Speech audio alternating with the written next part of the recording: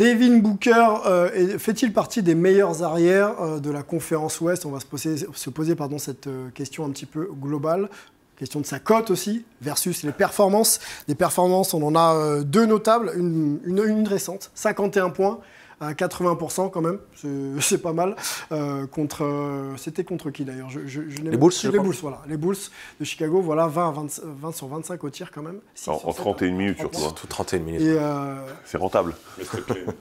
Et c'est un joueur qui nous avait habitués justement à de belles perfs, et notamment un match à 70 points contre les Celtics, c'était en 2017, pardon, je dis beaucoup de bêtises, 2017 de mémoire. Voilà un petit peu pour les grosses faits d'armes de ce joueur, qui est référencé quand même parmi les meilleurs shooters de la ligue, on peut le dire, mais qui fait All-Star parce que des joueurs se blessent ou pas forcément votés par le public. La cote de popularité, voilà, pour un joueur qui a quand même pas mal de saisons NBA, laisse encore un petit peu à désirer. Dites-moi, quand on parle de Devin Booker, ce que ça vous évoque, et surtout, est-ce un joueur sous-coté selon vous? Kevin?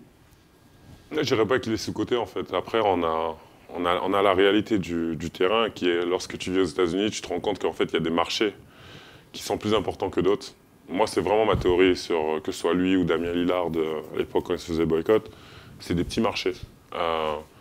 Et en fait, tu te rends compte, quand moi je vais à Indiana, quand je suis à Indiana et qu'on a un seul journaliste dans le vestiaire, ça nous est arrivé plusieurs fois d'avoir un seul journaliste dans le vestiaire, alors que quand on est au Knicks, c'est juste incontrôlable. Les mecs, c'est tout le temps, ils sont en train de se battre, ils essaient de rentrer, et tu vois, t'as limite 100 mecs, et Antoine pourra le confirmer, on a été ensemble, on a beaucoup bossé ensemble. Je te passe le bonjour aussi, parce que je t'ai pas dit tout à l'heure. Quand t'es au Knicks, en fait, il y a tellement de monde, en fait, et c'est le marché. Et en fait, lui, le fait d'être dans un petit Phoenix, ça reste encore une petite équipe. À force de gagner, je pense qu'au bout d'un moment, ils vont changer la dynamique de l'équipe. Aujourd'hui, c'est vraiment ma position où je me dis, c'est pas qu'il est sous-coté, c'est juste qu'il est dans un marché. Il est dans ce marché, ça fait que un Devin Booker, même à San Francisco, aux Lakers, mais en fait, c'est immense, on n'entend parler que de lui, parce que c'est un vrai joueur, c'est quand même un joueur assez propre, très très propre. Tu penses syndrome Bradley Beal un petit peu, au niveau de la considération qu'il puisse recevoir parce que Bradley Beal, à son pic, là, avant sa blessure il y a 2 ans, c'était du 31 points par match, 2 saisons d'affilée à plus de 30 points, fidèle à son équipe. Entre les marchés, du coup, entre Phoenix et surtout Washington, toi qui as joué à Washington aussi. C'est quasiment, je dirais que Phoenix, c'est quasiment pareil. Pour moi, quand je vois ces deux équipes-là, je pense que c'est pareil. Okay. Et c'est toujours, au bout d'un moment, c'est des joueurs qui font le choix, parce que c'est vrai que il y a un peu ce truc où tout le monde a envie d'être loyal à une équipe, tout le monde a envie de rester dans la même équipe.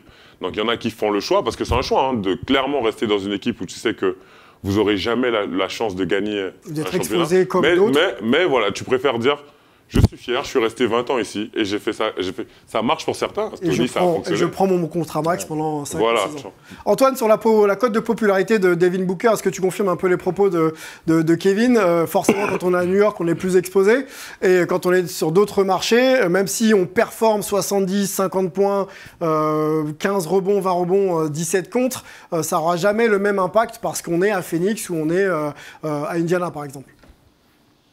Oui, alors c'est vrai. Par contre, Devin Booker est quand même All-Star les 3 dernières saisons. Il est All-NBA First Team l'an dernier, donc je vois pas trop où est la déconsidération du joueur. On a beaucoup parlé de lui, comme il était allé en finale, etc. On en a aussi énormément parlé.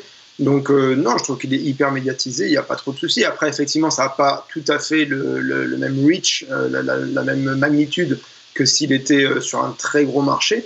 Mais quand même, il me semble qu'il est plutôt bien exposé, surtout que certes, justement, le fait qu'il ne soit pas sur un gros marché très exposé, le marché lui-même, fait qu'il a été assez protégé, ce joueur. Moi, je trouve qu'il y a certains défauts dans son jeu qu'on n'a pas trop mentionnés, qu'on a vu à certains moments pourtant en play-off, etc. Et qu'à un moment, oui, il a été peut-être pas hyper exposé sur le truc un peu hype, justement, mais sur le fait qu'il a pu grandir un peu tranquille, là, ça lui a plutôt bien servi. Fred, justement sur le traitement Devin Booker, Antoine, on a bien noté ton point. All-Star en 2020, mais repêché, hein, je l'ai dit tout à l'heure, repêché parce que Damian Lillard est blessé. Donc Damian Lillard fait une grosse saison en 2020. Et All-Star aussi en 2021, remplace Anthony Davis parce qu'Anthony Davis blessé. C'est-à-dire que tu n'es pas voté par les fans et les coachs ne te prennent pas quand même. Hein. Et ensuite, tu fais partie d'un repêchage parce que les joueurs se blessent. Fred, sur le traitement du joueur, est-ce qu'il mérite mieux ? Tu veux que je sois très sincère ? Oui. Je m'en fous complètement. D'accord. En fait, je vais t'expliquer pourquoi. Sincérité de Fred, on adore. Quand je pense aux Suns, ça me fait ni chaud ni froid. Ils sont pourtant premiers à l'Ouest. Ils jouent très bien au basket. Chris Paul est un très bon joueur. Monty Williams, un très bon coach. DeAndre Ayton, moi j'adore.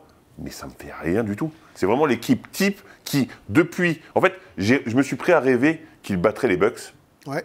Et depuis, je me dis qu'ils gagneront jamais, en fait. D'accord. Et donc, il m'inspire rien du tout. Et sur l'évolution de Devin Booker et son traitement, on va dire, médiatique et par les fans aussi. Mais souvent oublié alors encore une fois, oublié parce qu'on a l'impression que cette franchise n'y arrivera pas. En fait, quand Chris Paul est arrivé, tout le monde s'est dit Devin Booker a pris en responsabilité. Est-ce qu'il va devoir diviser cette responsabilité avec Chris Paul ? Finalement, ça s'est très bien séparé et il a grandi grâce à ça, d'ailleurs. Okay.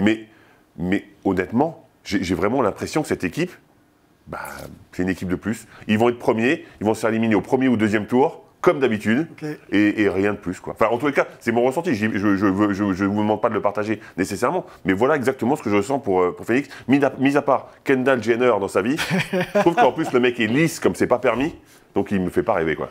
Bon, Kendall Jenner, tu l'as placé, bravo. Je pense oui. Elle est jusque-là.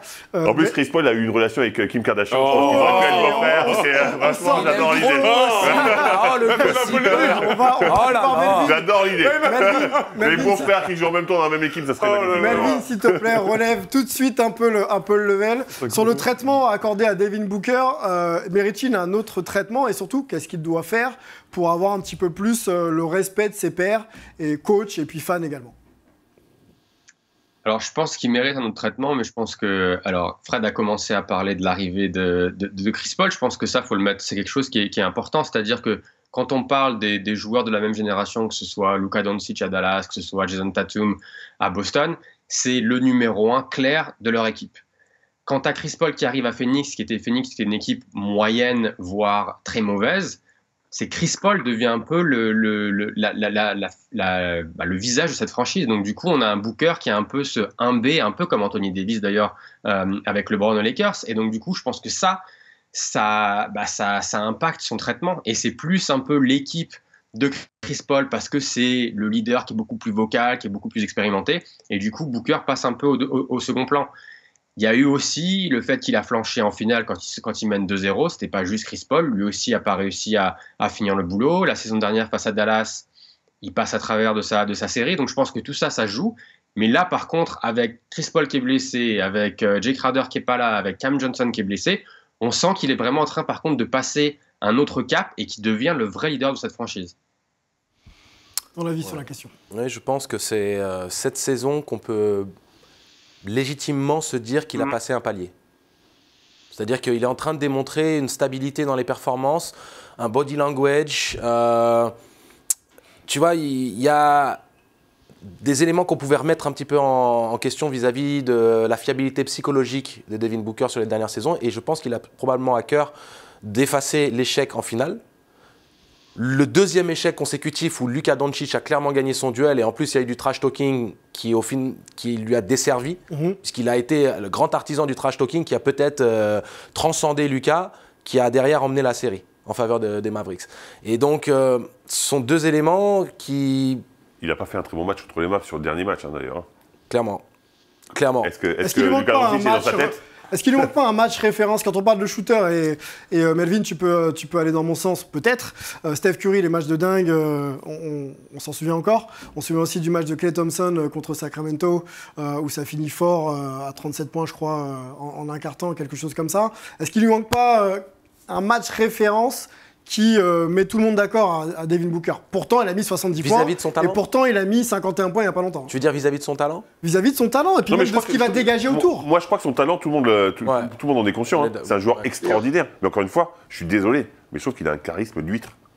le mec, il me fait pas rêver du tout. Et je pense que dans la NBA moderne, si c'est dans un petit marché... Tu peux mettre 80 points que ça marchera pas. Même si tu peux être dans un petit marché et en plus ne pas avoir de charisme, forcément, c'est logique que ton traitement il soit... Il a un petit truc mal aimable, c'est à l'opposé d'un Ja Morant par exemple. C'est-à-dire Memphis, c'est presque encore plus petit comme marché que Phoenix. Phoenix a une histoire de finale NBA, il y a eu Charles Barkley, il y a eu Steve Nash, il y a eu Babac. Il y a eu Babac.